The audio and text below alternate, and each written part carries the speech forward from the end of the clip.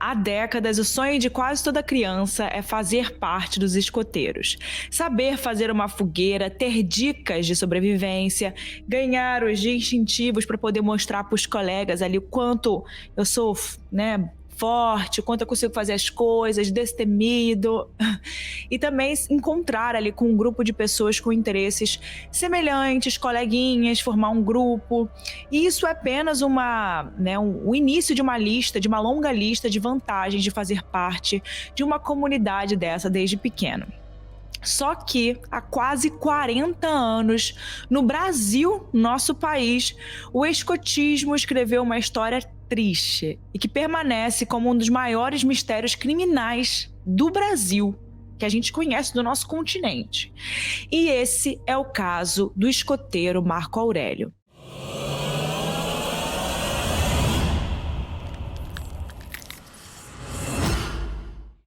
Aqui é a Erika Miranda, mais uma vez, com mais uma quarta-feira e um caso aqui que vocês me pediram muito esse caso. Muito, muito, muito. Mas antes da gente falar desse caso, eu vou te pedir para ir lá no meu Instagram, @Erica com K, Mirandas com S no final, e compartilhe nos seus stories que você tá vendo esse episódio aqui hoje. É muito importante. Em qualquer plataforma que você estiver assistindo esse episódio, você pode deixar um like, se inscrever, compartilhar. Isso me ajuda muito, gente, por favor, isso é muito importante, não deixem de fazer isso. E como eu disse, esse foi um caso muito pedido por vocês, que vocês sabem que vocês podem ir lá no site pedir um caso ou no meu Instagram.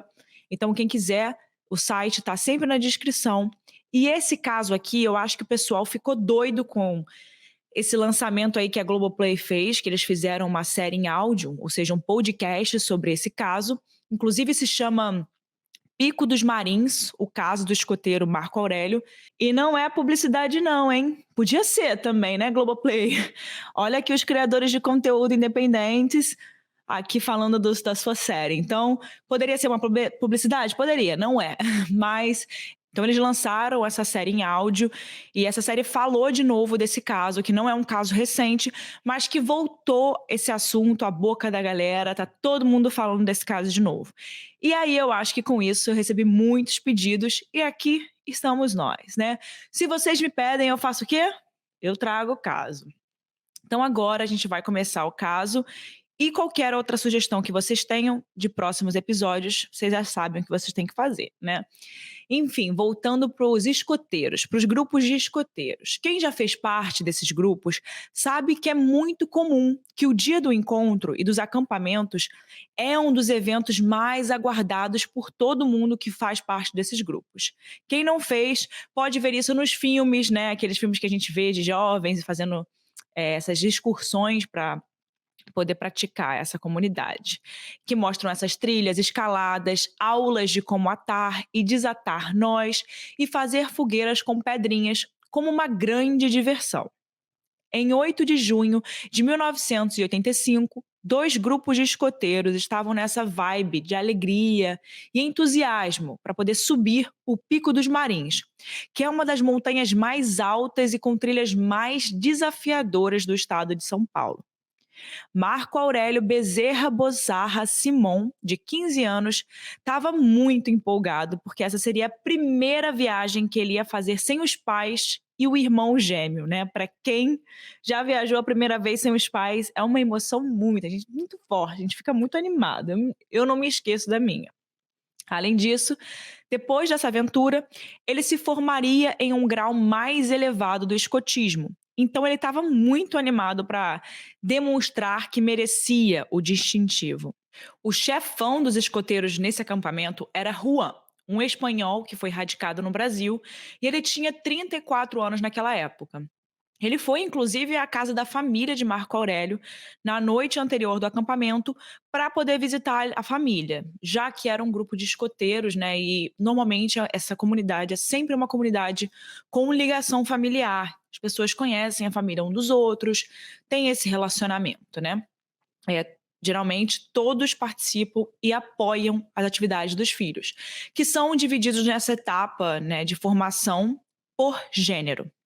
Assim, meninos e meninas não se misturam. já que as regras, valores e princípios de cada grupo é específico para a formação das crianças e adolescentes conforme o seu gênero. Por isso, quando contamos o caso do Pico dos Marins, relatamos uma aventura só de homens, meninos. Isso dava liberdade aos membros do grupo para contar uns com os outros sem qualquer vergonha ou timidez. E foi isso que os pais de Marco Aurélio, que tinham estrabismo avançado, pediram a Juan, que aquela aventura planejada por meses entre as famílias e os escoteiros, eles contassem com a ajuda de guias locais para que nada de errado acontecesse. Então eles tinham essa preocupação, né, já ali bem antes deles saírem com o grupo. Então o grupo final foi composto por Marco Aurélio, Ricardo, Osvaldo e Ramatiz, todos na faixa dos 15 anos, e o Juan, que era o chefe dos escoteiros, um pouco mais velho. Por votação, Ricardo se tornou o líder da patrulha e foi recebido em Lorena, no dia 6 de junho, pelos chefes escoteiros que atuam na área dos Marins. E foram esses guias que levaram o quinteto até Piquete, que é o último município antes da subida no Pico dos Marins. E era ali onde eles sairiam dali a 2 dias. Mais especificamente, Paulinho, o chefe dos escoteiros local, que tinha uma Kombi e levou os 5 até uma casa onde, de quinta para sexta, eles passariam a noite. O Paulinho ficou de buscar o grupo de volta no domingo, de volta a Piquete, indo para Lorena e fazendo todo o percurso de volta para casa. Para esperar a subida deles, a aventura que eles iam fazer, todos se hospedaram na casa de Afonso, que é um mateiro local. Mateiro é como se fosse uma pessoa que realmente trabalha dentro da mata. Acho que isso ficou um pouco repetitivo, mas faz sentido, né? E a casa dele servia de base para a escalada do pico. Essa não tinha sido a primeira vez que um grupo passava a noite na casa do Afonso, já que a localização era bem estratégica e era uma necessidade para escoteiros, trilheiros e aventureiros de todas as idades. Então não era algo incomum, era algo que fazia sentido. Nessa casa moravam Afonso, a esposa e 2 filhos. Um deles, mais ou menos da idade dos garotos escoteiros, tinha uma situação que caracterizava-o como especial. Mas a gente não sabe bem quem era ou mais detalhes sobre isso. Então a gente deve lembrar que em 1985, muita coisa poderia ser considerada características de uma criança especial, né? Como o que hoje conhecemos e reconhecemos como autismo, déficit de atenção, entre outros. Então ele poderia estar... A gente não sabe direito dizer que tipo de especial, né, ele se caracterizava. O fato é que esse garoto, filho de Afonso, causou uma confusão que mais tarde serviu de pano para manga para investigações do caso, porque o menino fuçou em tudo, em especial na mochila de Marco Aurélio. Tá, e por que eu tô falando desse garoto, né? O fato é que esse garoto, o filho de Afonso, ele causou uma confusão muito grande que mais tarde serviu ali para ser usada na investigação do caso, porque o menino mexeu em tudo. Ele fuçou, em especial, a mochila de Marco Aurélio. Para completar, o Afonso, que era conhecedor daquela área, ele não pôde fazer a trilha com o grupo de Juan. E muitas justificativas são dadas até hoje para essa ausência que tinha sido tão requisitada pelos pais dos meninos. E quando questionados mais tarde sobre isso, o Juan disse que Afonso não iria porque ele estava ocupado. Mas Afonso, o guia local, nega isso. Ele afirma que Juan insistiu para ir sozinho com os meninos. E no sábado, conforme o que já estava sendo planejado, a aventura começou. Nessa hora, Marco Aurélio foi votado como novo monitor do grupo, no lugar de Ricardo, porque durante a reunião da noite anterior, todos chegaram à conclusão de que essa era a escolha certa. O Marco Aurélio tinha mais conhecimento do que os outros membros do grupo, ele fez mais cursos e estava mais preparado para a trilha em questão. E isso deixou ainda mais animado para completar a missão e ganhar uma nova, né, um novo distintivo, uma nova etapa, né, no esporte, na coisa que ele estava gostando de fazer. E antes da subida, o grupo de Juan se depara com dois outros grupos de montanhistas, e eles se oferecem para irem todos juntos ao Pico dos Marins. O primeiro grupo era formado por uma família da região, e o segundo era bem maior, com cerca de 20 pessoas. Mas Juan negou os convites. Sem guia e sem a colaboração, né, sem o apoio de outros grupos, eles finalmente se dirigem ao pico, às 9 da manhã de sábado, 8 de junho de 85. Não existe um caso criminal que a gente conte aqui, principalmente os que envolvem mistérios sobre desaparecimento, que comece com as coisas acontecendo normalmente, como deveriam acontecer, não é? Às vezes as pessoas se perdem porque não conhecem a área e não saberiam sequer sobreviver a um tempo, né, há muito tempo na natureza. Mas não era o caso daquele grupo específico e daqueles rapazes. E os escoteiros, como eu falei, eles são treinados, né, em valores, princípios, regras de conduta, mas também, principalmente, convivência, salvamento, né? São treinados para todo tipo de coisa, né, que eles vão encontrar quando eles fazem esse tipo de aventura. Não só de si próprio, né, como se salvar, mas também como salvar os seus amigos, seus colegas, que são parceiros, né? Então é bem estranho pensar que para um chefe de escotismo tão responsável e querido pelas famílias dos garotos, o Juan tenha ido por uma trilha alternativa a que geralmente era utilizada, indo por uma estrada de terra. Isso, além de não ser comum, atrasou em 1 hora a chegada deles na primeira parada, que era rumo ao topo da montanha, que é o Morro do Careca. Nesse ponto, as pessoas geralmente param para descansar, tomar um ar e seguir depois, né? E provavelmente foi isso que os grupos que subiram antes deles fizeram. Mas como o Juan optou por um outro caminho alternativo e eles chegaram atrasados, não tinha mais ninguém no Careca. A trilha ali naquela região já era bem estreita e o grupo já estava bem cansado, porque a subida era muito íngreme. Uns tinham ido na frente, outros um pouco mais atrás, mas os escoteiros andam com giz e apitos para marcar a sua localização e não se perder. E também para chamar a atenção dos colegas em caso de alguma necessidade. E foi assim que eles ouviram o apito de Marco Aurélio, que tinha ficado um pouco mais para trás, tentando entender aonde aquela trilha daria. Com todo o grupo unido e mais ou menos descansado, né, depois de pararem, eles retomam o percurso. E 1 hora depois, eles chegam a um outro local bem conhecido, onde tinha uma cruz de ferro fincada numa pedra. E de lá dava para ver o cume dos marins, causando uma falsa impressão de que eles estavam perto da chegada. A cruz na pedra não existe mais, mas todas as testemunhas falam que foi exatamente nesse ponto que um dos escoteiros, o Osvaldo, se machucou. Ele fica com a perna presa em um buraco, enquanto o Juan tentava tirá-lo de lá, ele gritava de dor. Quando finalmente ele conseguiu sair, o Osvaldo não conseguia pisar no chão. Para ele, a aventura terminaria ali.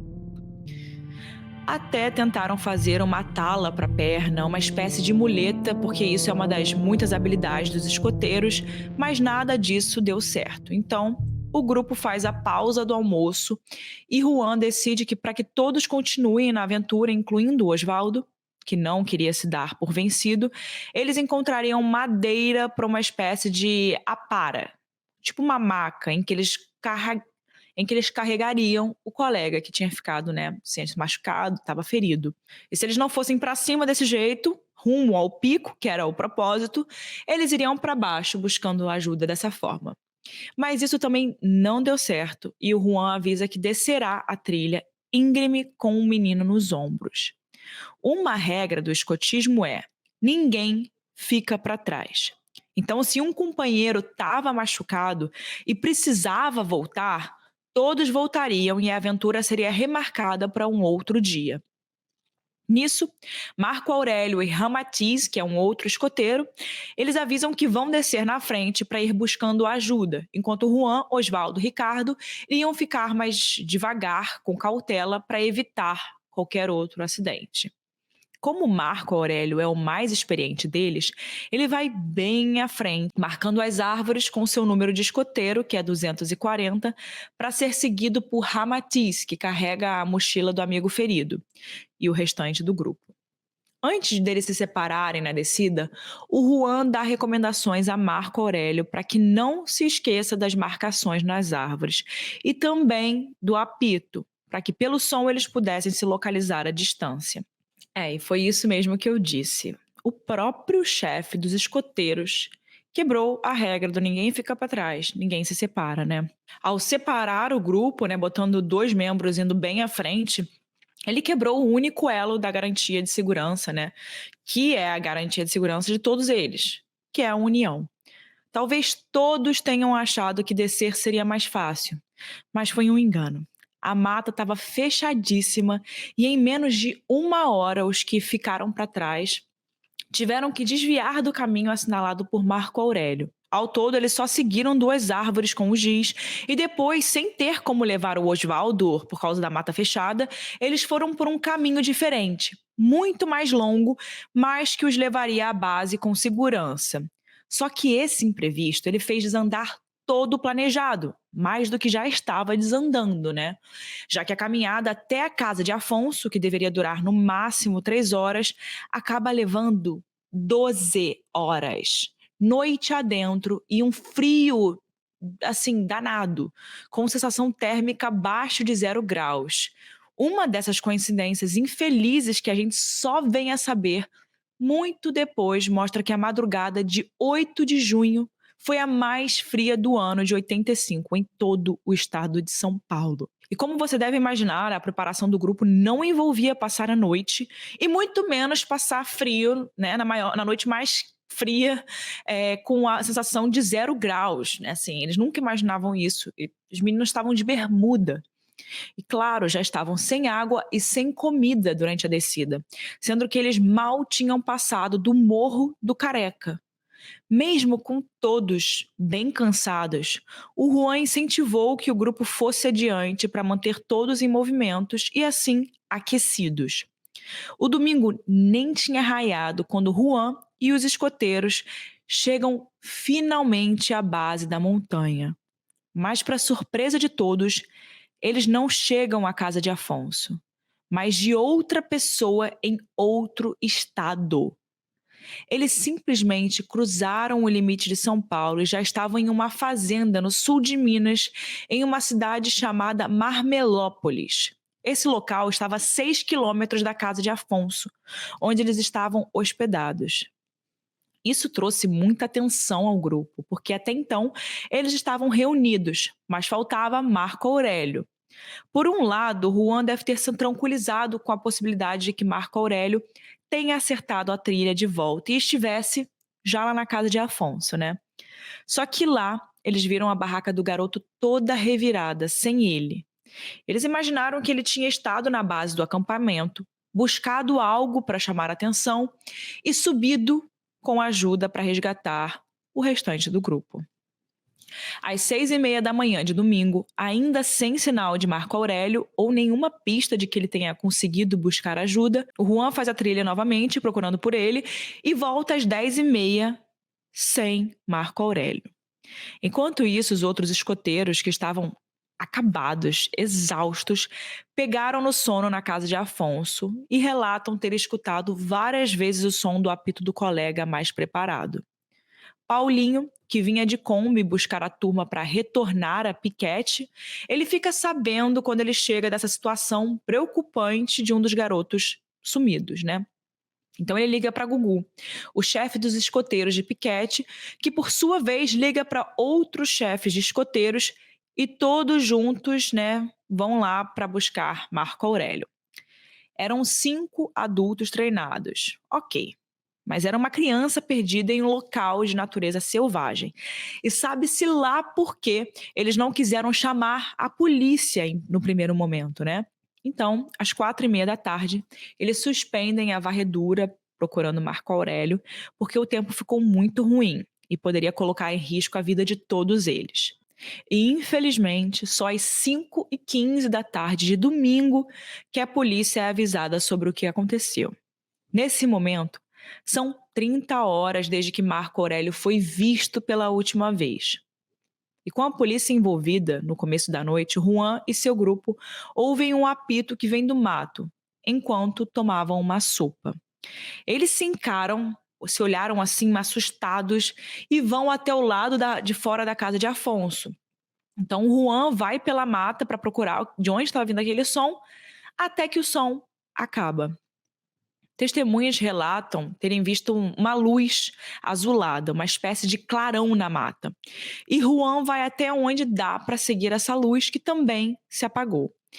Ele voltou e Gugu leva todo o grupo para Piquete, onde às 10h30 da noite de domingo, o Juan finalmente liga para as famílias dos garotos para contar o que tinha acontecido. Claro que todos ficaram muito preocupados e seguem até Piquete para acompanhar de perto as buscas, onde os policiais e os locais refizeram o trajeto do grupo rumo ao Pico dos Marins. Lá tem um eco muito forte, o que torna o som muito traiçoeiro. E os escoteiros só deram conta quando eles viram aquele tanto de gente tentando se comunicar com apitos sem direcionamento. Então eles perceberam que, de fato, se você soprasse o apito, o outro dava um eco e parecia que era outro se comunicando. Então aquilo não funcionava naquele lugar, o que era muito complicado para os escoteiros. Então eles se deram conta disso agora, fazendo essas buscas. Enfim. E o lugar onde Oswaldo se machucou na trilha, que era no Marco da Cruz na Pedra, eram muitas pedras naquele lugar, buracos, vegetação rasteira, e o relatório que eles mesmos fizeram dava a entender que estavam perto do cume. Mas eles estavam muito longe. O lugar é gigantesco. Se perder por ali, seria a coisa mais fácil. E, infelizmente, isso tinha acontecido com Marco Aurélio, na primeira hipótese das investigações. Para se ter uma ideia, naqueles dias depois do acidente, mais de 200 pessoas participaram ativamente na busca pelo menino. E mesmo assim, pareciam pouquíssima gente para um lugar daquele tamanho. Já na segunda-feira, no dia 10 de junho de 85, toda essa galera estava em busca de pistas de Marco Aurélio, mas nada foi encontrado. No meio desse pessoal estava Paulo Antônio, que era um repórter de rádio que foi atrás da notícia do desaparecimento. Ele se instalou na casa de seu Afonso, que era o guia local, e viu a polícia empreender, né? A polícia ali muito. Ele viu a polícia bem ativa nas buscas, mas também a família de Marco Aurélio foi fazer o mesmo. Movidos pelo desespero, eles criaram a Operação Simon, sobrenome da família. E os pais de Marco Aurélio ficaram baseados na casa do chefe Gugu, em Piquete, recebendo informações e organizando novas buscas. Era nesse local que moradores locais, voluntários, polícia e a imprensa discutiam os progressos da busca, das novidades, enfim, conversavam ali sobre o que fazer. Foram 30 dias de varredura, mas não acharam nada de Marco Aurélio. A cidade, que até então estava parada, né, mobilizada para achar o menino, começou a se voltar para as suas atividades normais, para o dia a dia. Começaram a sair daquela busca, né? E durante esse tempo, o inverno de junho castigava o Pico dos Marins, com temperaturas que foram até menos 6 graus Celsius em algumas madrugadas. A cada novo mau tempo, com a falta de notícias, ficava cada vez mais difícil manter as esperanças em encontrar o menino vivo, embora todos estivessem empenhados nessa missão. Na terça-feira, com notas na imprensa, o grupo alternativo dos pais de Marco Aurélio consegue um avião para fazer busca aérea, né? Que já deveria ter sido feita, né, gente? Enfim, e o caso finalmente passa para as manchetes de todo o estado depois do país. E no meio das buscas teve até uma queimada sem motivo algum que interrompeu as buscas e interrompeu por causa da fumaça. E no dia 28 de junho, um tenente envolvido nas buscas, com toda a sensibilidade que ele não tinha, avisa a imprensa que a polícia vai se retirar em breve porque não tinha mais o que fazer lá. Os bombeiros se retiram das buscas em julho, 40 dias depois, porque a mata foi vistoriada e nada foi encontrado. Marco Aurélio não foi encontrado, nem vivo nem morto. Com o interesse da mídia diminuindo a cada dia, sem novas notícias, a família teve que se esforçar para manter o caso em alta. Mais de 5.000 cartazes de procura-se com a foto de Marco Aurélio foram espalhados, mas desde então, o garoto, o mais estudioso e preparado do seu grupo de escoteiros, animado e entusiasmado com toda essa responsabilidade que foi lhe dada pelo chefe Juan, de monitorar a volta com o ferido, nunca mais foi visto. Um inquérito policial foi aberto ainda em 85 e fechado no mesmo ano por falta de provas e de corpo. Juan, o chefe dos escoteiros, foi levado como principal suspeito para prestar depoimento. E se tinha alguém que tinha que se explicar, culpado ou não, era ele. Primeiro, porque ele dispensou a ajuda de seu Afonso, que era guia local, para subir, né, com os garotos, como tinha sido reforçado pela família antes da aventura. Segundo, porque quebrou a regra número 1 do escotismo, separando a turma em uma situação clara de calamidade e preocupação com um ferido. Depois, né, para onde ele foi, que ele ficou 4 horas no meio da mata, sozinho, buscando Marco Aurélio. E voltou sem ninguém. E como se nada tivesse acontecido, ainda tomou uma sopa de noite. E quando ele ouviu um apito e correu novamente sozinho para o meio do mato, de novo ele voltou sem o menino. E também porque quando os próprios meninos foram ouvidos, eles começaram a cair mais pensando que talvez tenha sido o Juan que fez alguma coisa, porque o Osvaldo, o que se feriu, disse que ele estava morrendo de medo de Juan desde que ele se machucou, pois ele sempre era agressivo e impaciente. Inclusive, antes dele percorrer a trilha de volta com os meninos, o Juan se afastou com Marco Aurélio, dizendo dar direcionamentos, e voltou, mandando todos os outros ficarem, abre aspas, de bico calado.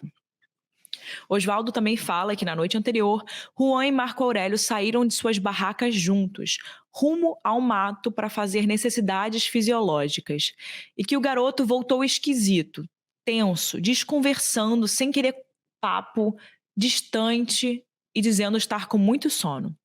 Nesse ponto, a mídia já tinha colocado a cabeça do chefe dos escoteiros, né, a prêmio, queriam, né, botar ele como culpado de todo jeito, né? E não faltavam acusações de atitudes criminosas que envolviam até a suspeita de pedofilia. E uma das coisas que chamou a atenção também, depois de que tudo isso aconteceu e que vieram à tona, né, é que teve uma coisa que chamou a atenção mesmo, mas que a polícia não deu muita bola, é que é de algum dos garotos, eles viram um homem de marrom nessa trilha.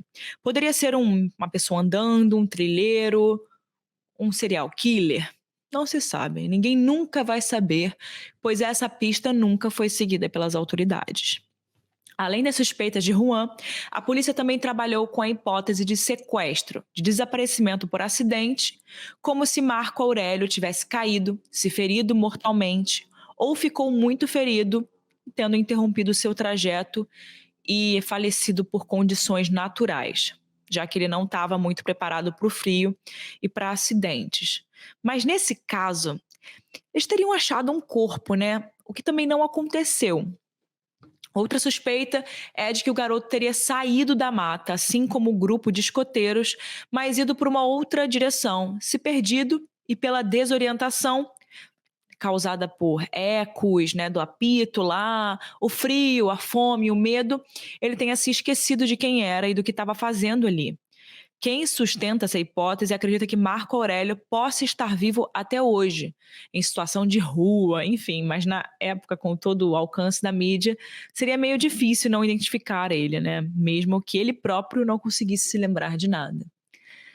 Com essas suspeitas, a gente vai para as principais teorias do que aconteceu com Marco Aurélio Simon, de 15 anos, no dia 8 de junho de 1985. A primeira teoria é de que Juan, o chefe dos escoteiros, ele era um maníaco sexual que matou o menino depois de ter abusado dele. Ou ele teria abusado ele, né, ali no dia do desaparecimento, ou talvez até naquela noite anterior em que o Osvaldo teria visto, né, o garoto voltar meio estranho depois dos dois terem ido ficar sozinhos, lembra? Quando o garoto estava... Quando voltou com Marco Aurélio da Mata e o menino estava tenso. Então, talvez ali possa ter acontecido alguma coisa. Essa teoria foi reforçada por diversas formas de tentativa de confissão que hoje seriam ridículas, né? Como sessão de hipnose e testes de polígrafo, que sabemos que não é válido como prova judicial por não ter eficácia científica comprovada. Em dezembro de 85, uma ligação anônima para a família de Marco Aurélio avisa que Juan o matou e o picou, jogando seus restos mortais pela mata. Durante as buscas, alguns videntes estiveram no local, clamando, dizendo saber aonde o corpo estava. E cada pista seguida dava em nenhum lugar. Não foi achado sequer o apito do garoto, roupas, calçados, então não tinha como afirmar que ele tinha sido assassinado. Apesar de ter sido negligente e do depoimento dos garotos colocá-lo em uma situação bem ruim, a verdade é que não havia prova alguma contra Juan. E nem a sua negligência em deixar uma criança sozinha em uma mata fechada podia ser tipificada como crime naquela época. Por isso, o inquérito policial foi arquivado com Juan inocentado de qualquer acusação sem ter que ir a julgamento por elas. A conclusão final do inquérito policial foi a seguinte: se Marco Aurélio tivesse seguido a trilha, teria chegado à estrada. Se ele tivesse se acidentado no percurso, teria sido encontrado nas buscas. Se tivesse se embrenhado na mata, não teria se distanciado muito pelo mau tempo e cansaço. São muitos se tivesse, né? Se tivesse. Se ele tivesse sido assassinado, o Juan dificilmente seria o responsável, porque ele não tinha tempo suficiente para realizar esse crime, ocultar o corpo muito bem como aconteceu, a ponto de nada ser encontrado, e ainda seguir para os limites do estado com os outros jovens com um ferido. Também não é levantada a possibilidade de talvez o grupo, né, ter tirado a vida do Marco Aurélio, né, todo o grupo, já que dificilmente os garotos e ele teriam guardado um segredo por tanto tempo e sustentado versões mesmo diferentes entre si, que não guardam nenhuma contradição gigante para levantar nenhuma bandeira vermelha. Sequestro seria uma hipótese, mas nenhum resgate foi pedido durante todo esse tempo. Como o garoto sumiu sem deixar rastros, muita gente ligou o caso com abdução por alienígenas, sendo essa a segunda teoria. Embora muito absurda, ela é sustentada pelo clarão de luz azul que as testemunhas disseram avistar naquela noite de domingo, com o apito e que depois também tudo teria sumido, né? E a terceira teoria é que Marco Aurélio continua vivo, que saiu da mata, se desorientou, se perdeu, sofreu um trauma muito forte naquele percurso e que vive hoje sem saber quem é e que as pessoas procuram por ele, né? Que era aquela teoria que a gente tinha falado um pouco antes. Durante as investigações, após as notícias e os cartazes espalhados, um motorista de ônibus chegou a prestar depoimento, dizendo que ele tinha dado uma carona para um garoto desorientado que estava ali nos arredores do Pico dos Marins. E as características físicas batiam com as de Marco Aurélio. Como nesses casos muita gente chega com pistas falsas só para participar do acontecimento de alguma forma, os policiais fizeram um teste. Durante esse depoimento, eles pediram ao irmão gêmeo de Marco Aurélio que entrassem na sala de surpresa. O motorista, muito chocado, ele disse que ele era o garoto para quem tinha dado carona, sem saber que na verdade era o irmão gêmeo, que não foi ao passeio dos escoteiros. E essa reação, claro, né, acabou reacendendo as esperanças dos familiares, junto também a um outro acontecimento, nos anos depois do ocorrido, quando a família de Marco Aurélio foi até o Centro Espírita de Chico Xavier. Para quem não conhece, Chico Xavier foi o maior, né, ainda é o maior médium do Brasil. E lá, a família de Marco Aurélio foi informada pelo próprio Chico que não poderia colaborar com a família, porque, abre aspas, eu só consigo me comunicar com os mortos, não com os vivos, fecha aspas. Hoje existem cartazes e fotos que eu vou deixar aqui para vocês verem, mostrando como Marco Aurélio está, se ele ainda estiver vivo, e já deve ter na casa dos 50 anos. O mais absurdo é que essa teoria dele estar vivo deu origem a uma outra teoria que defende que Marco Aurélio nunca existiu. Que na verdade o Marco Aurélio, o gêmeo, é o próprio garoto e que o grupo dos escoteiros criou essa lenda urbana para fazer marketing das trilhas do Pico dos Marins. Mas, gente, essa teoria é só uma teoria, né, gente? Porque, na verdade, o pai de Marco Aurélio, que está na casa dos 80 anos, disse que ele não vai morrer até descobrir o que aconteceu com o seu filho.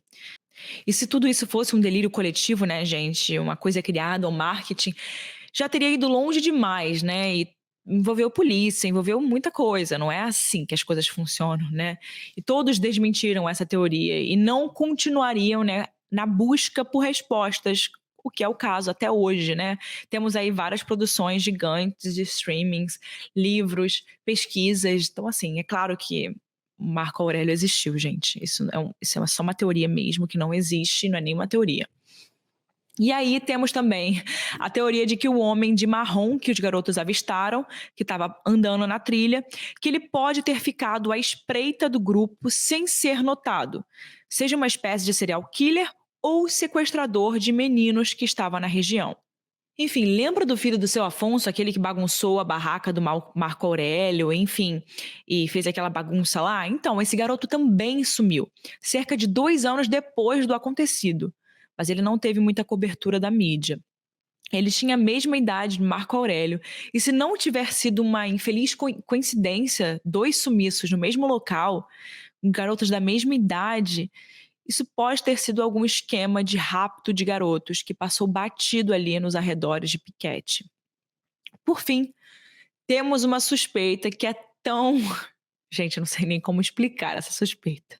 É bem esquisita. E parece que a polícia também não foi atrás dessa pista. Que é a seguinte: a luz azulada que muita gente acha que é um ET, algo extraterrestre, daria no casebre de uma mulher que vivia no meio do mato. E, segundo boatos locais, participava de uma seita. Ao ouvir o apito, o Juan foi para lá. E em vez de encontrar um disco voador abduzindo escoteiros, ele deu de cara com essa mulher, que não o deixou entrar. Disse que não viu menino nenhum e fechou a porta na cara dele. Juan simplesmente voltou. Enfim, eu espero de coração que essa teoria seja apenas uma lenda urbana. E o fato de que a polícia não seguiu a pista é porque nem essa casa, nem essa mulher existem, né? Em resumo, ninguém sabe onde está o Marco Aurélio quase 38 anos depois do seu sumiço. Mas as pessoas da sua família não pararam de procurar e, por sorte, um novo comando policial reabriu o caso, que estava fechado desde 1990 para tentar esclarecer de uma vez por todas o que é que aconteceu na fria noite de 8 de junho de 85. Com a reabertura do caso em 2021, algumas atualizações foram feitas, mas nenhuma conclusiva. Em 2018, um trilheiro francês de 54 anos, chamado Eric Walterlin, é meu xará aí, ele foi fazer a trilha do Pico dos Marins e não voltou para casa. Sem dar notícia, desapareceu por 15 dias, tempo em que a sua esposa avisou aos bombeiros e 500 pessoas foram selecionadas para irem à busca. Igual o que aconteceu em 85, né? Eric participava de trilhas e corridas e conhecia a trilha do Pico dos Marins muito bem. Por isso ninguém desconfiou que o pior poderia acontecer quando ele não voltou para casa. Além das pessoas, cães farejadores e drones fizeram parte das buscas que cobriram 152 quilômetros quadrados ao redor do pico. Mais uma vez, nada foi encontrado e as buscas foram encerradas. Só que, diferente de Marco Aurélio, apenas 2 dias depois da paralisação nas buscas, o corpo de Eric foi encontrado por um fazendeiro no fundo de um abismo, próximo a um riacho, e suspeitas de que ele tenha morrido de hipotermia. Depois desse caso, uma mulher deu uma declaração à polícia dizendo acreditar que o garoto tenha morrido nos arredores da casa de seu Afonso e foi enterrado ali. E ela disse que se recorda de, em 89, ter visto algo similar a uma cova, com terra fofa que tinha mais de 1 metro de profundidade. Ela sabe disso porque enfiou um pedaço de madeira lá, mas porque ela não disse nada na época, é tão misterioso quanto o próprio sumiço de Marco Aurélio, né? Isso reabriu o caso já com uma escavação onde a mulher deu as coordenadas para a polícia, mas nenhum corpo foi encontrado, nem dentro da casa, nem fora. O caso segue reaberto, mas sem pistas de onde pode estar o menino. Hoje, se estiver vivo, já é um senhor de idade. Juan, o chefe dos escoteiros, tem cerca de 70 anos e vive em Manaus. Depois de ter sido retirado como suspeito do inquérito, ele preferiu ficar recluso e não dar entrevistas. O Osvaldo, o escoteiro que se feriu na trilha, dá algumas entrevistas e participa de lives contando a experiência. Até os dias de hoje, ele diz se sentir muito culpado por ter se ferido, porque se isso não tivesse acontecido, o amigo estaria bem. Ele, claro, não tem culpa nenhuma disso, mas dá até para entender um pouco desse sentimento. Ricardo, o escoteiro que seria o monitor naquela noite, mas perdeu o posto para Marco Aurélio, é um bem-sucedido líder do setor de recursos humanos. Ramatiz é engenheiro, se casou e mora em São Paulo. Seu Afonso, o dono da casa em que os escoteiros se hospedaram, já é falecido, assim como Teresa Neuma Bezerra, que é a mãe de Marco Aurélio. Os irmãos dele, Marco Antônio, o seu gêmeo, né, e Fábio, o irmão mais velho, continuam vivos e junto ao pai, o jornalista Ivo Bossarra Simon, buscam respostas. O seu Ivo, com mais de 80 anos, diz ser imortal, pelo menos até saber o que aconteceu com seu filho. Recentemente, ele revelou em entrevistas não estar preparado para caso Marco Aurélio esteja vivo. Enfim, agora é a hora da minha opinião. Vamos para a hora das opiniões. Gente, esse caso aqui, tô até. Ufa, bebe água aí, porque eu tô sem saliva. Nossa.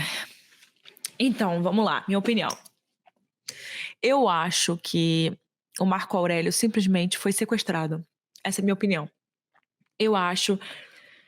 Não vou falar nada do Juan, assim, não vou botar culpa nele, porque eu acho, mais uma vez, que acidentes acontecem, tá? Eu acho que pode ter sido, sim, alguma pessoa que anda naquela trilha, que passa por aquela trilha e que tenha feito isso de algumas outras formas e que a gente não saiba de outros casos. Acho difícil a gente não saber de outros casos.